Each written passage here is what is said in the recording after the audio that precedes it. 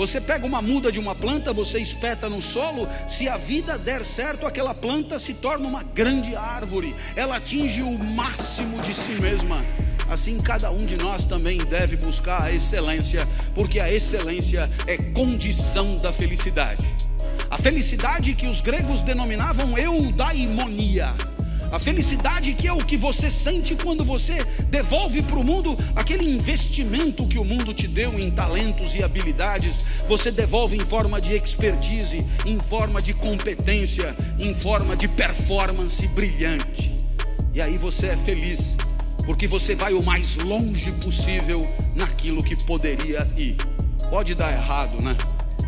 Pode dar errado porque você pode passar a vida inteira sem saber qual é a tua praia. Pode dar errado porque é muito difícil descobrir talento para música num lugar que não tem instrumentos musicais.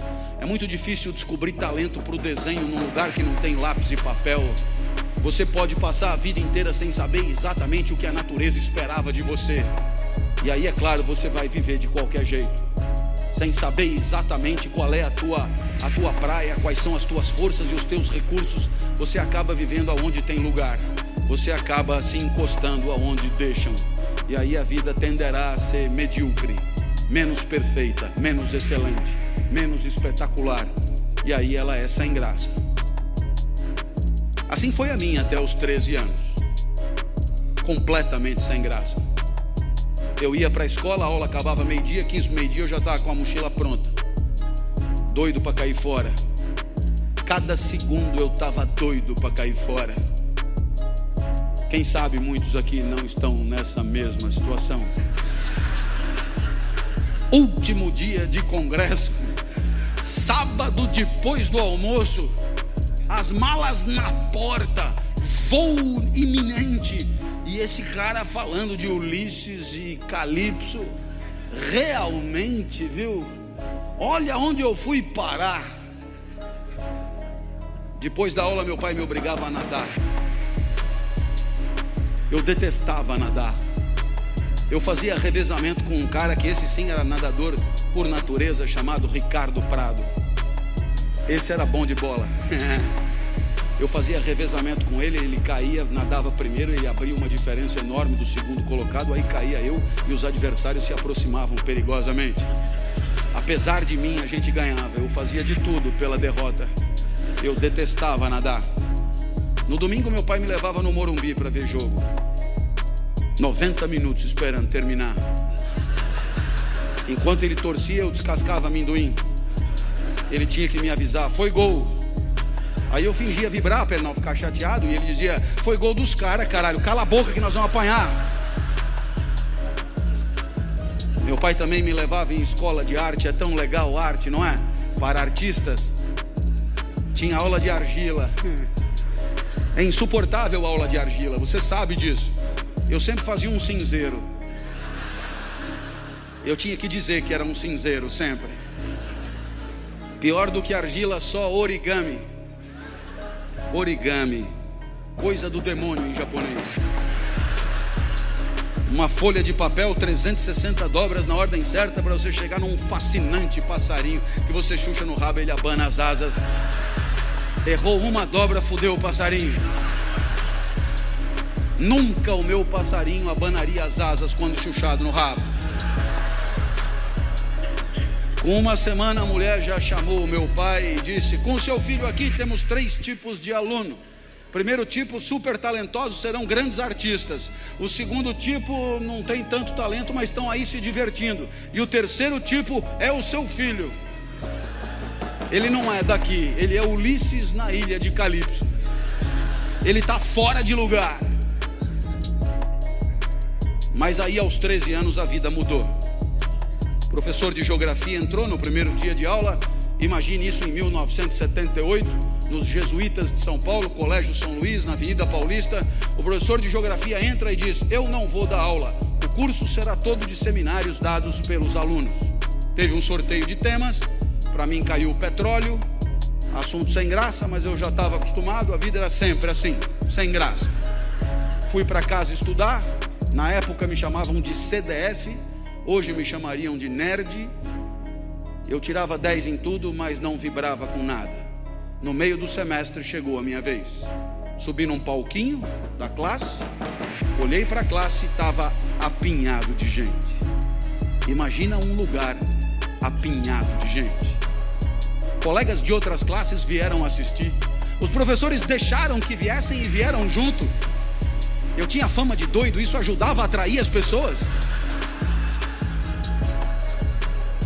Eu era muito esquisito quando eu era criança.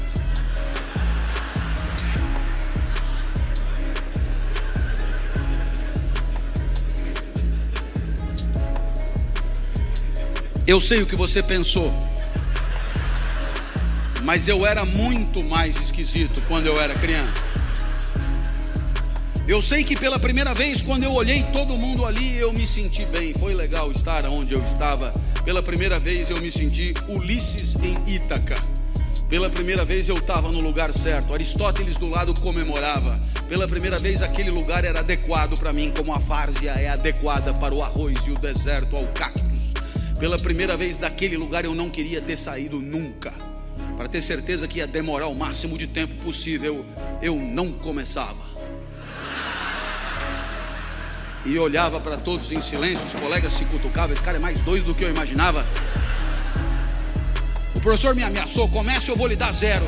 Eu tive que começar, cheio de entusiasmo. Falei tudo o que eu sabia sobre o petróleo. Mas eu falei rápido demais. Quando eu acabei, faltavam 50 minutos ainda. Um colega disse: professor, deixa ele continuar falando, é tão legal o jeito que ele fala. E o professor disse: ele que fale, a aula é dele. Nossa, que dilema. Que dilema. Eu não queria sair dali, mas não sabia mais porra nenhuma para falar. Então eu decidi inventar sobre o petróleo. Quando eu decidi inventar, eu lembrei do meu pai. O meu pai sempre foi a pessoa mais importante da minha vida. Foi o meu pai que me criou. E o meu pai, ele nunca estudou. Mas ele dizia coisas que depois eu encontrei na filosofia mais sofisticada. Você certamente já ouviu falar de um pensador do século XIX chamado Nietzsche, que escreveu uma obra complicadíssima intitulada Assim Falava Zaratustra. Pois muito bem, nessa obra tem uma fala que meu pai dizia praticamente com as mesmas palavras. Olha só a comparação. O filósofo dizia: demore o tempo que for para perceber o que você quer da vida. E o meu pai dizia: não tenha pressa na hora de viver. Aí o filósofo dizia: percebendo o que quer da vida, não recue ante nenhum pretexto. E o meu pai dizia: para trás nem para pegar impulso. O filósofo dizia: não recue, porque não falta no mundo quem queira te dissuadir. E o meu pai dizia: não recua, porque o mundo está cheio de gente querendo te fuder. E o meu pai ainda sempre acrescentava com carinho para mim: seu bosta.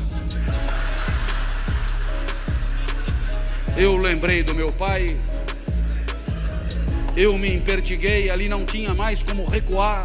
E eu disse: bem, o que eu falei até aqui está no livro de vocês, é só ler. Tá fácil.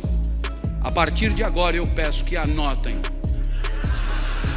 porque o que eu disser não está escrito em lugar nenhum. Olhei para trás e vi que o professor arriou os óculos intrigadíssimo. Eu tive medo, mas eu lembrei do meu pai. Seu bosta. Ali não tinha mais volta.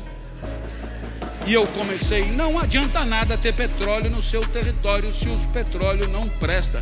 Tem petróleo bom, mas tem petróleo ruim. Tem petróleo que não energiza nada. O petróleo não tem a mesma qualidade pelo mundo afora. Da onde eu tirei isso, não me pergunte. Mas dando palestra na Petrobras, eles me garantiram: a intuição é perfeita. Tinha petróleo que não presta mesmo. Tem petróleo que não energiza nada. Eu já sabia aos 13 anos.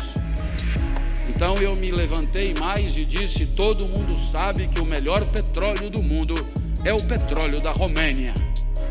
Começaram a anotar. Eu achei fascinante que anotassem. Então eu expliquei: do norte da Romênia, claro, região da Sildávia.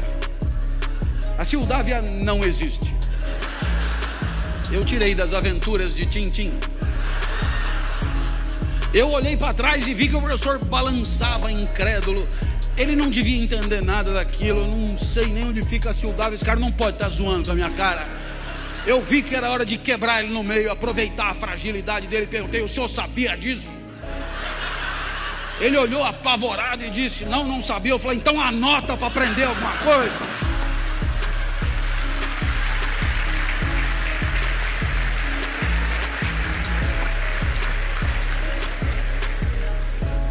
Tava difícil de você aplaudir, hein?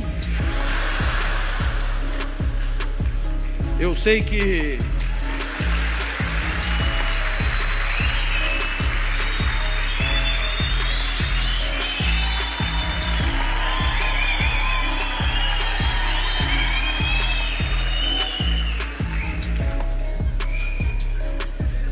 vamos fazer desse evento um evento inesquecível. Eu vou fazer o melhor que eu puder aqui. Pode vir comigo? Eu sei que eu continuei falando o que me vinha na cabeça, porque eu não precisava lembrar de mais nada. Falei de petróleo na Ilha do Bananal, em Fernando de Noronha, em Madagascar. Um colega disse: dá para repetir? Eu falei: eu mandei você anotar, cara. Não lembrava de mais porra nenhuma que eu tinha dito. Terminou o seminário, vieram os aplausos frenéticos. E um outro colega falou: professor, deixa ele dar todos os seminários. O professor falou: mas ele só estudou sobre o petróleo. Eu falei: quem falou? Saí dali eufórico. Fui encontrar o Fusca branco do meu pai. E o meu pai nunca tinha me visto correr, nem andar. Eu me arrastava, na verdade. Ele achou até que fosse assalto. Eu entrei no carro, comecei a contar o que tinha acontecido. E o meu pai, que nunca estudou nada, tinha entendido tudo. Aristóteles no banco de trás do Fusca comemorando. Eu tinha encontrado Ítaca. Ali eu tinha achado o meu lugar. Ítaca para mim é a sala de aula. É ali onde a vida feliz é possível.